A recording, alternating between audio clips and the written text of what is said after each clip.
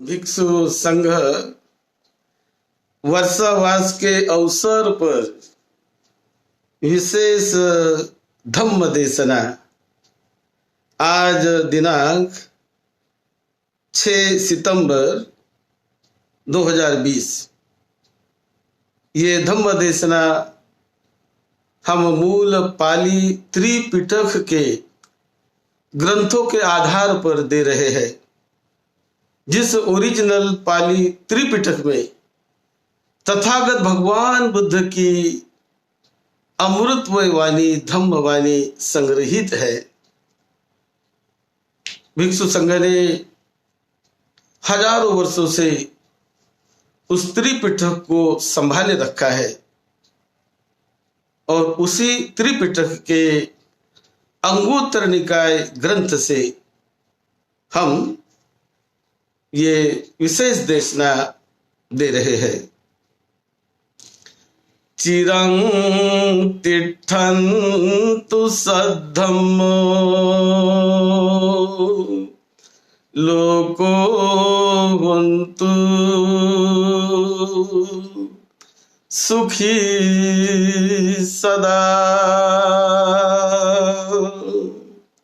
सद्धम्म इस पवित्र पावन धरती पर निरंतर हमेशा के लिए टिका रहे, वो बना रहे और लोग सब उपासक उपासिकाएं सभी लोग सब भाई बहने उस मंगलमय धम्म को समझकर धम्म के रास्ते पर चलकर अपने जीवन का परम उद्धार करे, परम विकास करे। यही भावना तथागत भगवान बुद्ध की और अरहत भिक्षु संघ की रही है। हमेशा बुद्ध यही सोचते थे कि अधिक से अधिक लोगों तक सद्धम्म पहुंचे, लोगों का कल्याण हो, लोग उससे दूर ना रहे। यही भावना तथागत भगवान बुद्ध की थी। आज हम अंगुत्तर निकाय के एक सूत्र पर थोड़ी चर्चा करेंगे। अंगुत्तर निकाय में एक सूत्र आता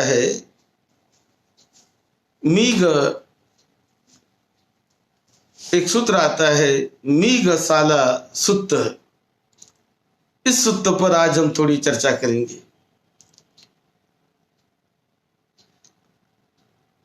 मीघशाला सुत्थ अथ को आयस्मा आनंदो पुबन्न समयं निवासित्वा पत्तचीवर मादाय येन मीघशालाय उपासिकाय निवेशनं तेनुपसंकमि उपसंकमित्वा पय्यते आसने निसीदि।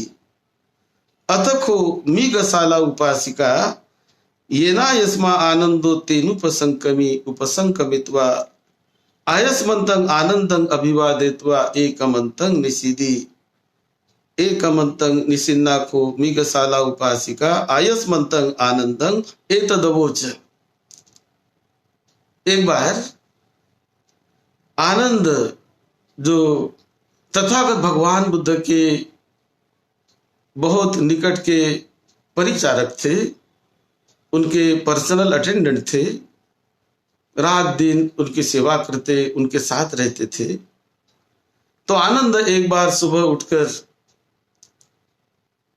चीवर पहनकर पात्र हाथ में लेकर वो मीघशाला वहां चले गए और वहां पर जो एक उपासिका मीघशाला नाम की उपासिका उनके यहाँ वो चले गए। वहां जाते ही उन्होंने भिक्षु आनंद का स्वागत किया,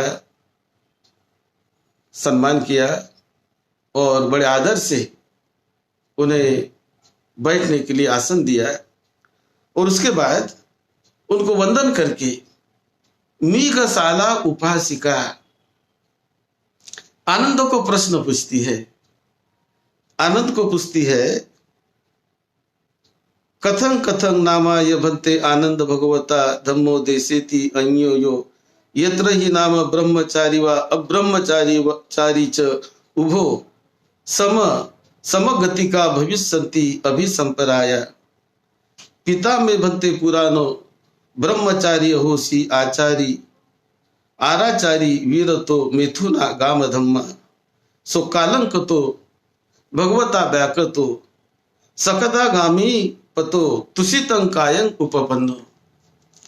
भगवान बुद्ध ये किसी भी व्यक्ति के गति को भगवान बुद्ध जानते थे। मृत्यु के बाद कौन व्यक्ति कहाँ गया, किसका जन्म कहाँ हुआ, कैसे हुआ, किस अवस्था में हुआ, इसका ज्ञान तथागत बुद्ध को परिपूर्ण उसका ज्ञान था। और बुद्ध को पूछने पर वो किसी भी व्यक्ति के बारे में, उसके गति के बारे में, यानी भावी गति क्या हुई, उनका जन्म कैसे हुआ, यह भी बुद्ध जानते थे, बताते थे। उसी प्रकार किसी का पूर्व जीवन भी बुद्ध कई दीर्घ काल तक का उनका पूर्व जीवन किसी भी व्यक्ति का जहां भी बुद्ध अपने मन में उसको सोचते समझते तो जानते थे। ये बुद्ध का विशेष ज्ञान था, विशेष ज्ञान था। तो आनंद को ये मीगशाला उपासिका प्रश्न पूछती है कि बनते भगवान बुद्ध हमारे यहाँ आए थे, आकर हम भी वहां गए थे और बिहार में जाकर बुद्ध ने जो दो व्यक्तियों की गति जो बताई है, मेरे पिता का नाम था पुराणो, वो ब्रह्मचारी रहे हैं। उन्होंने कुछ वर्षों के बाद, क्योंकि मेरे पिता थे, मेरा जन्म होने के बाद उन्होंने ब्रह्मचारी व्रत धारण किया और उन्होंने सद्धम्भ के रास्ते पर वो जा रहे थे। तो मेरे पिता पुराणो नाम के, तो उन्होंने पूरा ब्रह्मचारी व्रत बाद में जीवन जिया और फिर उसकी मृत्यु हो गई कुछ सालों बाद। तो मृत्यु हो जाने के बाद तथागत भगवान बुद्ध ने उनके बारे में कहा कि वो तुषित काया देवता लोक में सकदागामी अवस्था उसने प्राप्त की थी मृत्यु के पहले, और सकदागामी अवस्था प्राप्त करके वो तुषित देवता लोक में उनका जन्म हुआ। एक बार वो इस धरती पर आएंगे, क्योंकि जो सकदागामी होते हैं वो एक बार और भी जन्म लेते हैं, बड़े ऊंचे अवस्था में जन्म लेते हैं और फिर वहां से उनका निर्वाण का साक्षात्कार उन्हें हो जाता है, परिनिर्वाण हो जाता है। तो ऐसा मेरे पिताजी के बारे में भगवान ने एक बार बताया। उसी प्रकार फिर मेरे जो चचेरे थे दूसरे, उनका नाम था इसी दत्तो अब्रह्मचारी पेते योपी में बनते इसी दत्तो अब्रह्मचारी अहोसी सदार संतुष्टो सोपी कालंकतो भगवता व्याकतो सकदा गामी पत्तो तुषितं कायं उपपन्नो। तो मेरे जो चचेरे थे, चाचा थे मेरे, तो मेरे चाचा उन्होंने ब्रह्मचर्य का पालन नहीं किया। वो गृहस्थ जीवन जीते रहे और गृहस्थ जीवन जीकर वो धम्म का मार्ग पर चलते थे, धम्म को धारण करते थे। और फिर वो कभी उन्होंने किसी पर स्त्री को, कभी कोई गलत नजर से देखा नहीं, तो वो बड़े अच्छे प्रकार से अपना गृहस्थी जीवन में रहते थे। लेकिन उनकी भी मृत्यु हो गई कुछ सालों बाद। तो उनके मृत्यु के बाद भी तथागत भगवान बुद्ध ने कहा कि जो उपासक, जो दायक है, उपासक है, ये भी आज मृत्यु के बाद तुषित काया देवलोक में चला गया है। इन्होंने भी सकदागामी यानी सकृदागामी जिसे कहते हैं, उसका इन्होंने साक्षात्कार किया है। और सकदागामी चित्त बन के, चित्त का साक्षात्कार करके ये तुषित काया में देवलोक में चला गया है। तो भक्ते, ये हमारे समझ में नहीं आता कि जिसने ब्रह्मचर्य का पालन किया और पूरी तरह ब्रह्मचर्य व्रत में रहे, उनकी भी गति ऐसी ही हुई।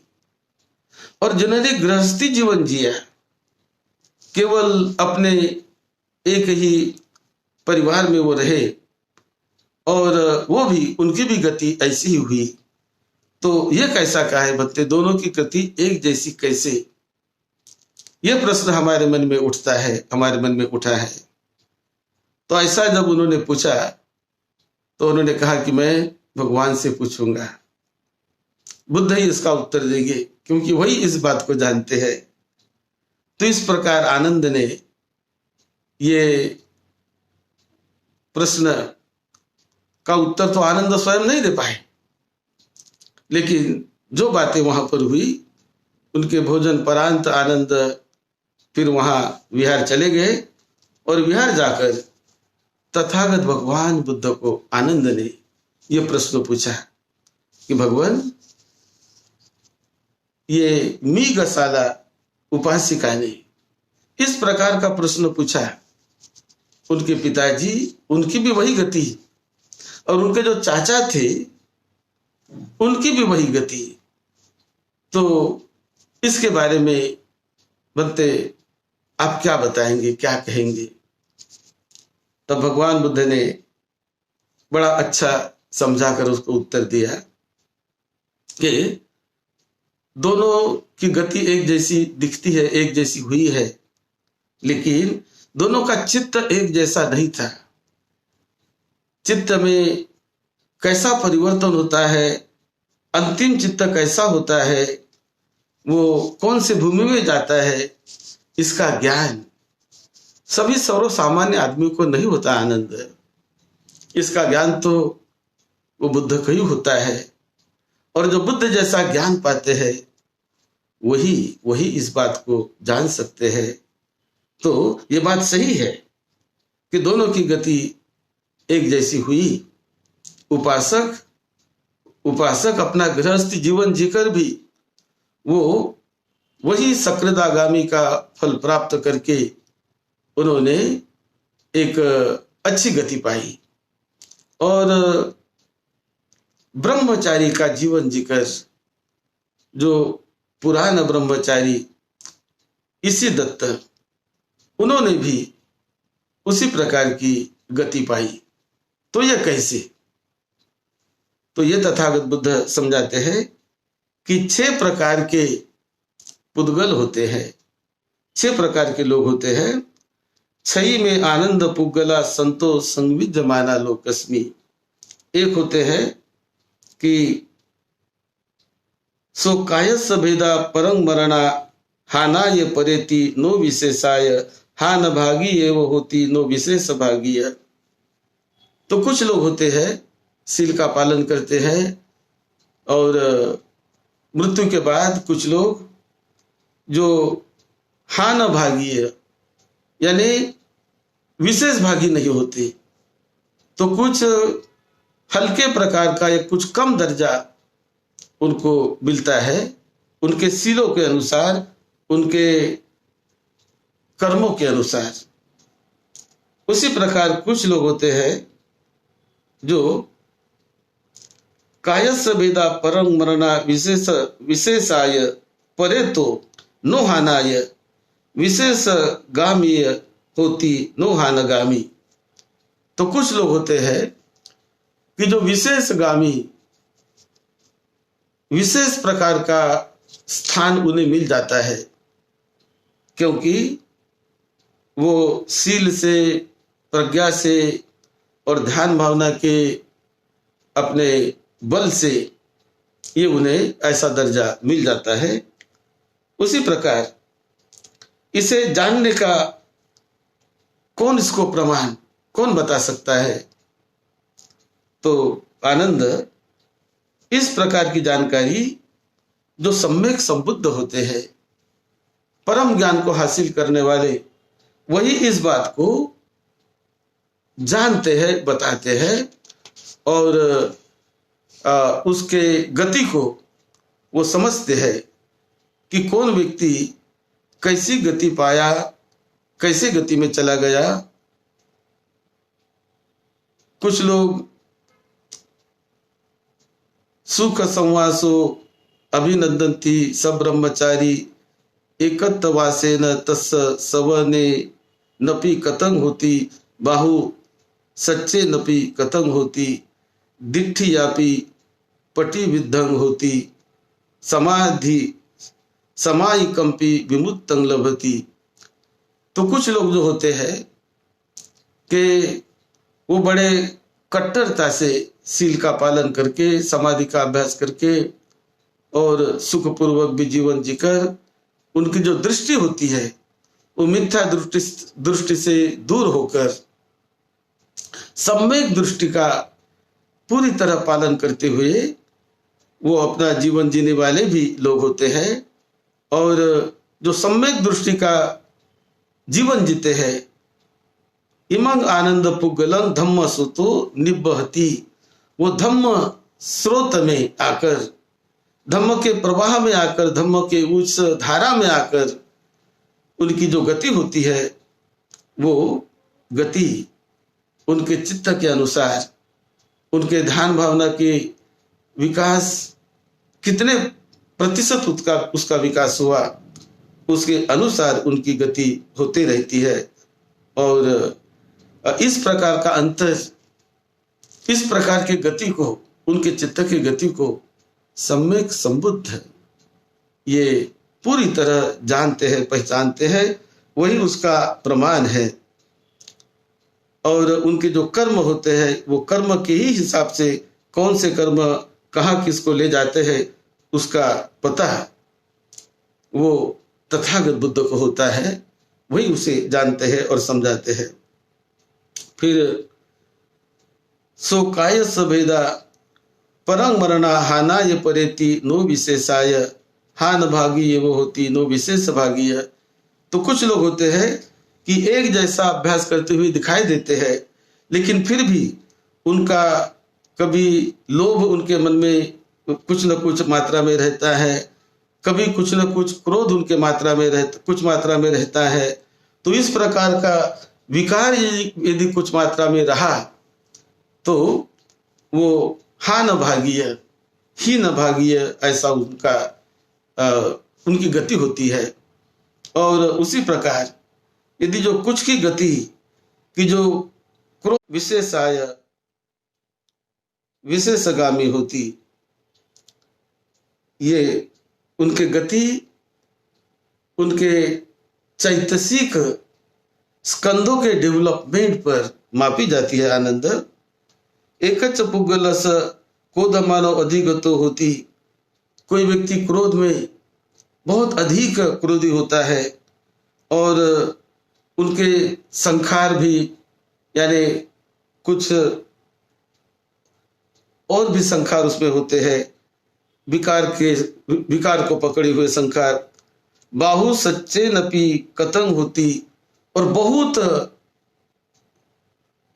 जिम्मेदारी और बहुत बहुत कामों में उलझे रहने वाले भी लोग होते हैं। तो ये एक बाजू में गति भी पाते हैं, लेकिन कुछ न कुछ उनमें इस प्रकार के क्लेश होने के कारण पूरी तरह वो अरहत तो नहीं बन गए, लेकिन उनके चित्त का जो अस्तित्व होता है, चित्त की जो वास्तविकता होती है, वो भी मृत्यु के समय, तो मृत्यु के समय जो चित्त की वास्तविकता होती है उसके अनुसार उसके अनुसार उनको ये गति मिलते रहती है और उसके अनुसार वो फल पाने वाले होते हैं। तो ये दोनों का जो फर्क कि उनके चित्त के ऊपर अवलंबित होता है। चित्त जितना हम उसको समझे, जितना उसे निर्मल करे, जितना उसे क्रोध से, व्यापाद से, द्वेष से, भय से, विकारों से हम जितना जितना उसे मुक्त मुक्त करते चले, वैसे ही हमारी गति और चित्त की अवस्था वो पटी संधि लेते समय, वो जन्म लेते समय, यहाँ से चित्त छूटते समय उसकी गति इस प्रकार होते रहती है। और ये जो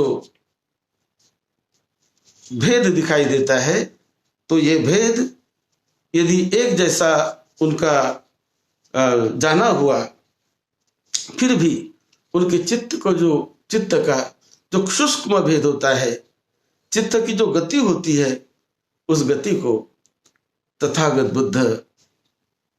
बुद्ध ही जान सकते हैं। या जो भी सम्यक संबुद्ध हो, मेरे पहले भी लोग सम्यक संबुद्ध हुए, तो वही उन्हें पूरी तरह क्लियरली जान सकते हैं। दूसरे सामान्य आदमी इसे नहीं समझ सकते, नहीं जान सकते।